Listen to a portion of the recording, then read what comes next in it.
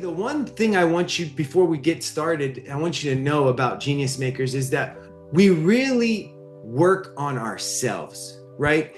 It's really self-development. Leadership as a definition for this class is leading yourself, because we know that leadership means authority, right? It means you're in a position of power. But at Genius Makers, it's authority over yourself. It's leading yourself. It's what habits are you creating on a daily basis? It's, am I pushing myself to be 1% better today? Am I pouring all this good information in myself so that I can overflow and give to others, right? I'm not just someone who's not working on myself and then acting as though, and then, trying to fill other people's cups. That would not be the right way. And so that's what we go through at Genius Makers. I hope you enjoyed today. I hope that you can gain some value from today's class. Response under pressure. All right, let's dissect this for a moment, right? What it says here is that performance under pressure is not where leadership is built. It's where it's revealed. And maybe not all of you are soccer fans, but let's think of the World Cup for a little bit, and maybe also for the Olympics, right? The strength, the accuracy, right? Their skills, their balance, their composure. All of these athletes, they don't come to the field or their designated spot saying, okay, now it's time to turn my A game. Now it's time to use my best skill. I'm going to be the best, the number one, right? The most strength, the best accuracy, the best skill. No, right? There's a whole journey that led them to that moment to be at their best, at their prime, at giving that, right? Leadership works the same way. The calm in the storm, the great decision making under pressure, the way they make it look so easy, right? As AK was saying, Nell, she had an amazing one-on-one recently, right? All those things, the crucial conversations, they make it look so easy, but it was trained, it was practiced. There was a build-up privately done. You don't get there out of nowhere. How was that experience? How did the preparation shape that experience that you had? Can anyone share? Thinking back at a circumstance or something at work that, I felt like I'm under pressure and I have to perform well. Not just perform well, I have to carry the responsibility. For example, as a decision maker in a situation where I wasn't expecting to be. For me, at least, it felt like 50% was preparation, and the other 50% was the feeling that I need to carry the responsibility well. Like I have to hold it well. Like I have responsibilities towards my department, towards my clients, towards my managers to, uphold a certain standard. So even though preparations technical wise, I think they play a certain part, but the other certain part, it's the mentality. The point isn't that everyone prepares perfectly, right? It's about, we can all point out to the moments where preparation, it made the difference, right? To give us that confidence, to give us that strong mentality, right? And also, we haven't talked about it, but sometimes we can remember moments in which we lacked preparation and that it didn't go as well. As you guys can see in this image, we have a picture of a vehicle. Oftentimes, I like to give examples using analogies because I think it's much easier to relate to them.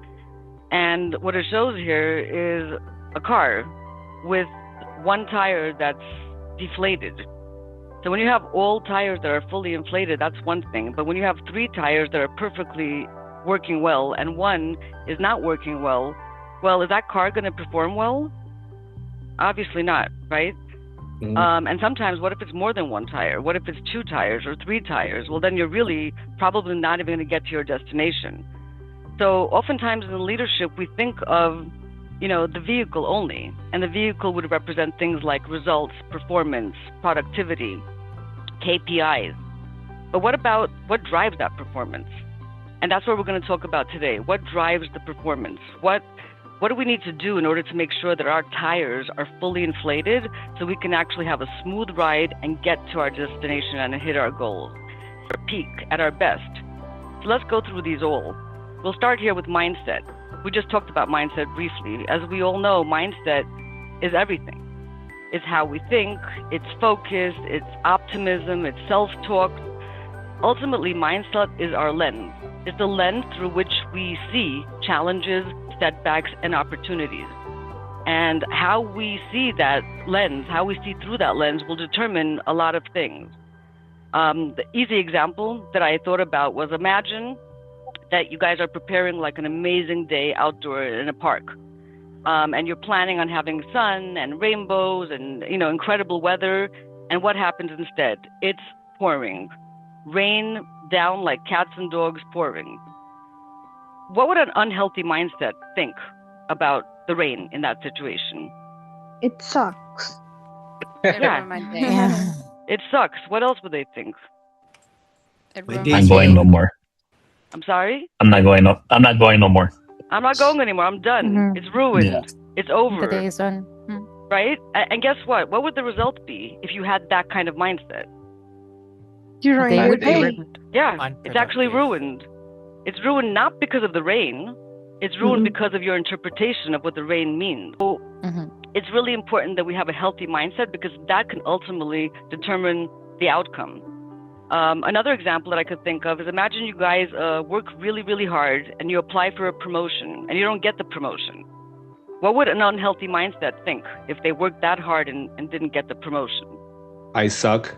That's I'm great. not Day. enough. My boss is a Nothing. hater. I'm not good enough. Hard work is Okay. not No. worth it. No. Yeah. Yeah, I Not good suck. enough. It's It's not probably worth it, politics. Complaining.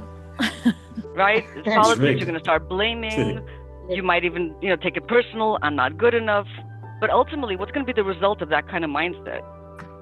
Low self-esteem. That Low would destroy self-esteem. you. Mhm. That Poor would destroy you. performance. Poor performance.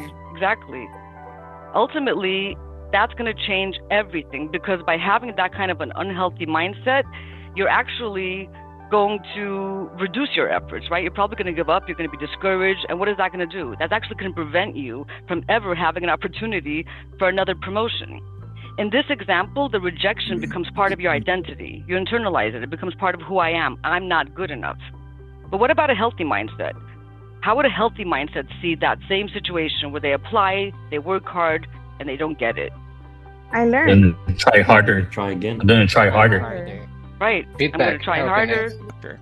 First of all, we have emotional regulation, which pretty much is connected with Heartset. This is our emotions. This is our emotional life. But what it actually means is how we govern our emotions and how we respond in real time. What I mean by that is, what do we feel and how do we react? I want you to think of a moment that you later regretted. What would have been different if you know you could have regulated before? I take many phone calls every day, and I'm sure you guys take decisions every day, especially you guys that are here. We take decisions every day. If we cannot regulate our emotions, it's gonna be a mess. Especially, for example, if we see Arash, the decisions they have to make, they cannot be taken just lightly. And if we don't get to regulate our emotions, what do we expect in the future? So that's the first one. Attention management. Now we're looking into mindset. What type of mindset do we have? We have an inner narrative. I'm sorry about my English. But how do we focus? So it's our inner narrative, our ability to reframe adversity and stay solution focused.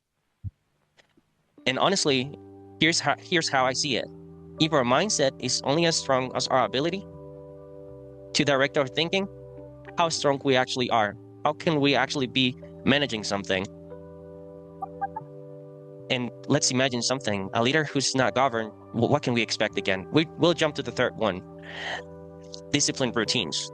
Now we're looking into Healthset. It can also be mindset, because I know Arash is meditating. It can also be attached to mindset. But we will use it with Healthset instead. This is our physical vitality. It's the energy and the stamina we show up with every day at work, for example. And I love the example Yana used, because our body is the instrument. It's like the vehicle. That is our instrument. In what shape is our instrument? how do we show up at work every day? And what's the routine that we take every day to actually show up in a good state? To regain the strength, right? So I didn't want to, I had my arm stuck in a position for almost 2 months. So I started going every day and just working on my legs. And that started that habit. And then once I got the thing off my arm, I couldn't shoot a basketball. Like I couldn't touch the rim from in front of it. I couldn't do a push-up. So I slowly started trying to rebuild that strength. And now it's my son saying, hey, let's bench 225. And I'm like, okay, let's do it. The physical aspect also affects your mental acuity. For me, many of you know I went through a health scare for back in January, and it took some time. I went on oxygen, and I didn't do anything. I'm not as healthy as Ben is. I never will be, because I'm never going to do 2-a-day gym. Matter of fact, I missed this last 6 days in a row. But I am significantly healthier today. That has led to more energy and the ability for me to focus better mentally. Every day we have a choice. Every single day we make a choice that we're making, right? The leaders who seem exceptional in the spotlight aren't simply lucky or gifted. They prepared before that light came on, right? So here's a line I want to leave you with, because I believe it holds true across every field, every role, every stage of our life. Before leading others effectively, a person must first learn to lead themselves, okay? And this is the beginning of the conversation. It's not the end. So this is the final question. You don't have to answer it here, because we're going to take action, okay? If your leadership vehicle were to be inspected today, which tire would need the most air? Is it mindset, Heartset, Healthset, or Soulset? Because great leaders isn't built all at once. It's built one choice at a time, one habit at a time. Like Hazel was saying, one bite at a time, one empire at a time. The action item, guys, is going to be an interesting one, okay? Tough one. You got to choose one of the 4 interior empires and start working on it this week, right?